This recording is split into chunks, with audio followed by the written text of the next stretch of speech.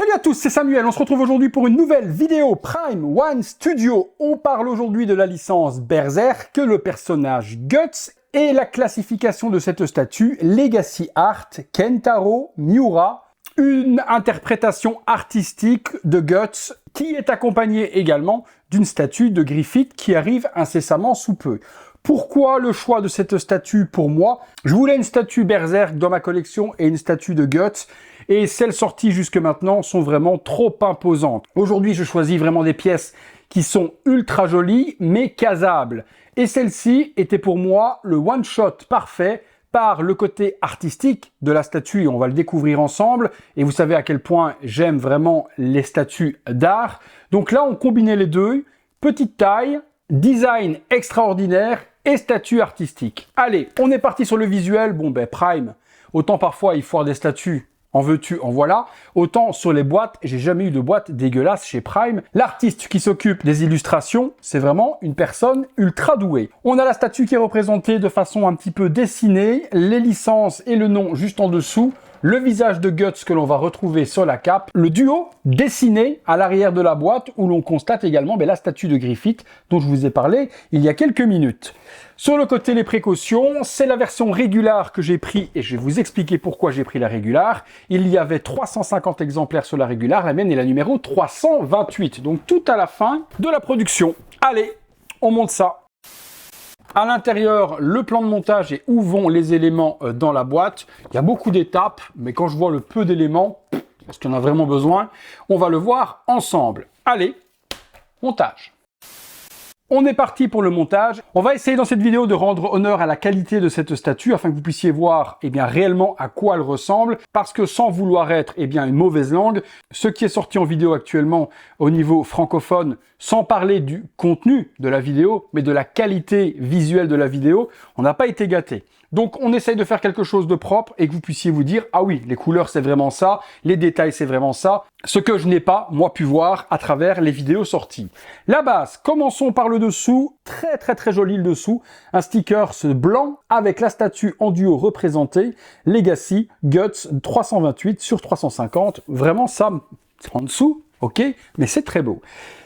La base, qu'est-ce qu'elle représente? On a l'octogone rectangulaire qui est juste ici, en imitation métal, la peinture, c'est ultra soigné.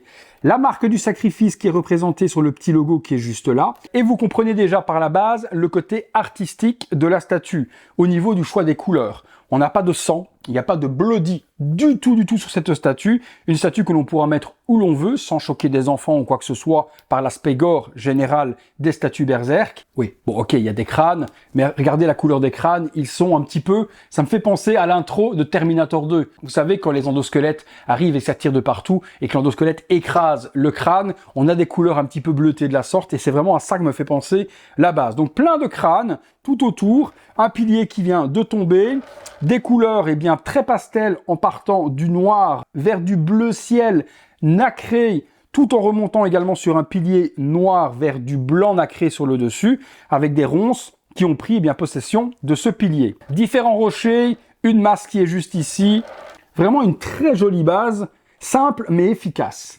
Il y a des petites flèches qui sont juste là à assembler sur la base. Alors les petites flèches...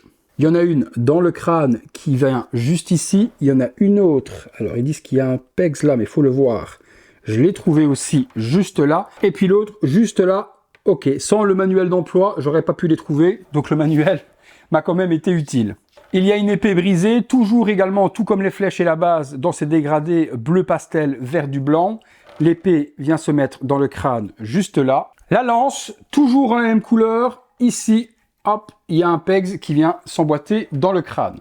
Une autre épée avec un manche totalement différent qui lui vient se mettre juste ici. Le poteau de bois avec la partie tissu qui pend vient se mettre juste là. Et pour la base, c'est terminé. Elle est vraiment ultra bien accessoirisée avec les crânes, les piliers et puis également toutes ces armes plantées qui montrent qu'il y a eu un combat assez féroce.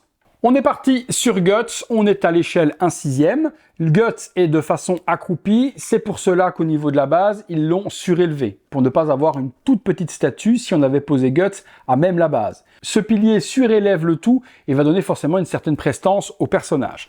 Bon ben là pareil, au niveau des couleurs, on change complètement de ce qu'on a eu précédemment avec les statues Prime One, où on était plus sur un noir avec un petit nacre violet. Là, on est dans les thèmes de la base, on est plus sur du noir avec un nacre bleu. C'est un choix artistique au niveau des couleurs, c'est pour cela que cette statue s'appelle Art Legacy. L'armure, bon ben c'est celle que j'ultra méga kiffe, la Berserker Armor, Berserker Armor, je pense que c'est ça le nom. C'est celle que j'aime vraiment, avec le masque en format de loup. Donc la pose agenouillée qui va tenir son épée et qui va être immense sur le côté. La qualité de la peinture, bon ben vous le voyez de près, c'est sublime. La sculpture et la peinture, c'est sublime. Comment se met le perso du coup? Alors, je pense qu'il se met comme ça. Il y a 2 pegs et qui sont en plus aimantés. Bon, rien de bien compliqué. Oh, ben, en plus, ça se fit super bien. J'appuie un peu. L'épée, pareil. On est sur une lame qui va être bleutée avec un dégradé bleu métallisé en allant sur la base pour reprendre également toujours le côté artistique choisi de Prime One. Alors, cette épée, il faut aller jusqu'au fond. Ouf, j'ai eu peur. Avec la petite attache qui est juste là, vers le haut. Ça va prendre du coup un petit peu de largeur. Mais c'est pas encore trop difficile à exposer. Si vous la regardez de face, on va voir comment elle va s'exposer. Si elle s'expose comme ça, ou comment la tête va être orientée sur la statue, ou si ce qu'il faut la mettre en 3/4 profil.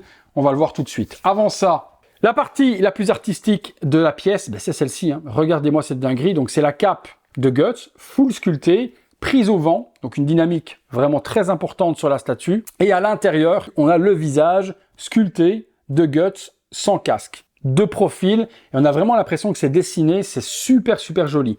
C'est là pourquoi j'ai choisi la version régulière. La version bonus, vous aviez le visage de Guts décasqué, mais avoir 2 fois le visage sur la statue, c'est-à-dire physiquement sur son corps et en plus en mémorial sur la cape, ça faisait double effet qui se coule. Surtout que la version bonus en plus était 150 € plus cher.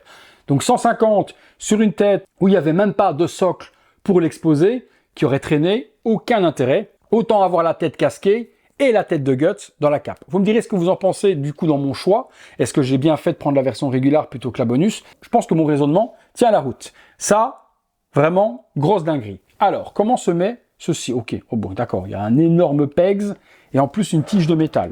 Hop là, je vais regarder de face pour avoir plus facile pour la mettre. On a de la chance, on n'a rien à chauffer, tout se met bien. Oh, que c'est beau ça. Ah, je regrette pas là. Ça, c'est beau de ouf. Hein. Regardez-moi ça, même à l'arrière. Hein. Regardez la cape, comment elle prend le vent, comment elle est bien sculptée. Ça, c'est beau, ça. Et puis le visage, c'est beau. Bon, on complète. Justement, par la régulière, comme je vous dis, on a le visage là. Et pour moi, il fallait le casque sur la version. Mais après, les goûts et les couleurs, ça se discute pas. Hein. Certains préféreront peut-être avoir également la tête et la tête. Doublon, c'est votre choix. C'est peut-être moi qui ai des mauvais goûts. C'est pas très grave en soi. On a le casque dont je suis ultra fan. La possession au niveau du cou est bien faite aussi. On a vraiment toutes les parties un petit peu fibreuses qui viennent jusqu'à la gorge. L'œil pété, l'autre œil ouvert, le casque bleuté tout comme l'armure, les petites oreilles, et puis la partie forcément du bas de la mâchoire du casque en pièces supplémentaires à mettre. Alors, je pense qu'on va mettre en premier la tête. Alors, et après, on va mettre la pièce qui est là. Ok. Ah, alors... Oh oui, donc en fait, on peut la regarder vraiment de face, comme ça. On peut la regarder de face, je vous la montre, et il regarde sur le côté, et ça va en fait dans le mouvement de la cape. Donc pas spécialement besoin de le regarder de face, mais on peut l'orienter un peu ce qu'on veut. Si on veut la regarder de face de la sorte, on peut, mais bon, ça décentre un petit peu la base, c'est pas super joli. Si on l'expose comme Prime l'a voulu, c'est comme ça. Il est tourné 3/4 profil, il regarde vers l'horizon où la cape se déplie. Par contre, maintenant, au niveau des dimensions, ben ça pique tout de même, quoi. Parce que c'est large, pas spécialement haut. On va regarder, je vais mesurer, tiens, combien ça fait. En hauteur, bon, faut regarder par rapport à la cape, du coup, au plus haut de la cape. En hauteur, on est à 48 de haut, ok? Si je regarde maintenant au bout de la cape, au bout de l'épée, on est un bon 58. Ouais, 58 de large quand même. Hein. Profondeur, c'est pas spécialement beaucoup profond. Je regarde... On a 27-28 de profondeur. Donc c'est large, pas profond, ça se met n'importe où. Ça se casse vraiment, à part l'épée qui dépasse un petit peu, mais ça se casse où on veut. En largeur, ouais, ça prend quand même une place non négligeable.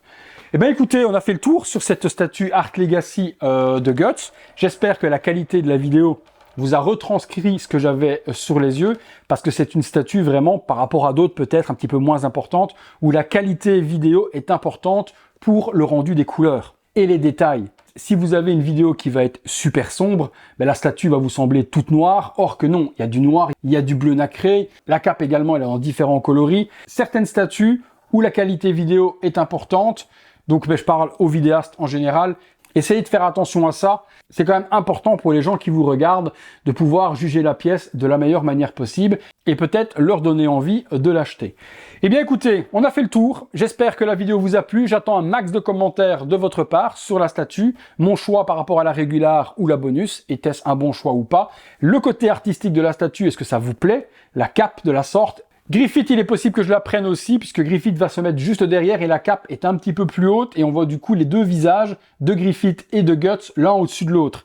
Ça peut être très joli. Je pense que je la prendrai au moins pour la voir et vous la montrer en vidéo et pouvoir voir ce que donnent les deux statues ensemble. Est-ce que je garderai Griffith par la suite? Est-ce que je garderai le duo? Ça, l'avenir nous le dira comme d'habitude. Bon! Merci à tous d'avoir regardé cette vidéo. Si vous l'avez aimé, le gros like, abonnez-vous, activez la petite cloche, toutes les notifications. Et comme d'habitude, si vous voulez voir toutes ces vidéos en avant-première, vous pouvez le faire sur le bouton rejoindre. Vous aidez mon travail. Et en même temps, moi, je vous fais bénéficier actuellement de plus de 140 vidéos avant tout le monde. Oui, 140 vidéos. Il y a de quoi faire. À très bientôt pour une prochaine vidéo. Salut à tous.